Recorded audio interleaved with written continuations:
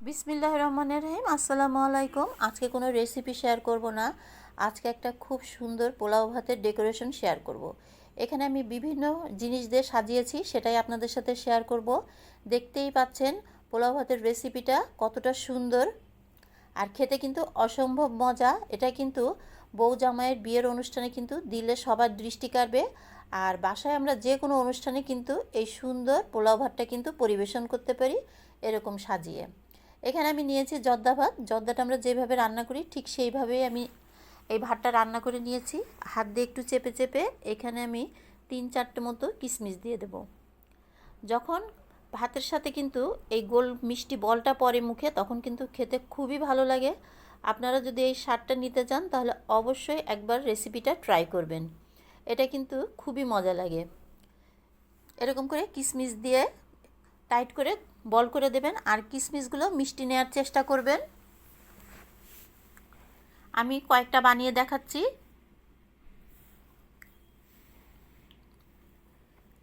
আর দেখতে কিন্তু অসম্ভব সুন্দর হয়।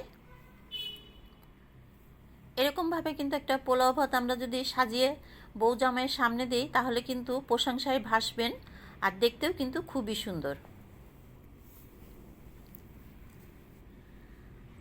আমার আরেকটা বল করা হয়ে গেছে। এইভাবে আমি অনেকগুলো বল করে নেব।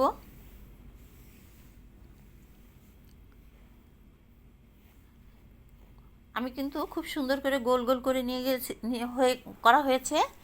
এখন এখানে আমি দিয়ে দিলাম পোলাও ভাত। এখানে আমি বাসমতি চালের পোলাও ভাতটা রান্না করেছি। দিয়ে দিলাম বেরেস্তা। এরপরে আমি দিয়ে দেব ছোট ছোট কোপ্তা। এই কোপ্তাগুলো আপনারা মুরগি গরু যে কোনোটা করে নিতে পারেন। দেখতেই পাচ্ছেন কতটা সুন্দর।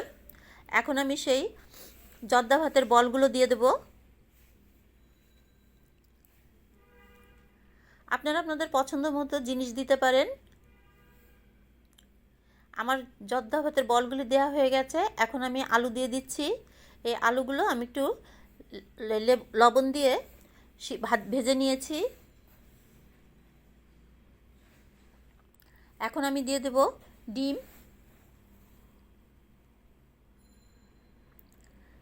আপনারা আপনাদের পছন্দ মতো এখানে মুরগির রোস্ট দিতে পারেন।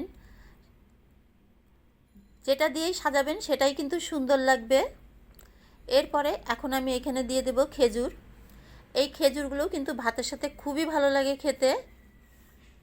সৌদি আরবের মানুষেরা কিন্তু ভাতের সাথে খেজুর, কাজু বাদাম এগুলো কিন্তু দেয়। এগুলো কিন্তু খেতে কিন্তু খুবই ভালো লাগে। দিয়ে দিলাম কয়েকটা কাঠবাদাম। এখন আমি একটু পুদিনা পাতা দিয়ে ভাতটা সুন্দর করে সাজিয়ে নিলাম। আমার পোলাও ভাত সাজানোর রেসিপিটা কেমন লাগলো আমাকে একটা কমেন্ট করে দেবেন। রেসিপিটা কিংবা ডেকোরেশনটা ভালো লাগলে একটা লাইক দিয়ে দেবেন। দেখা হবে পরবর্তী কোনো একটা রেসিপি নিয়ে।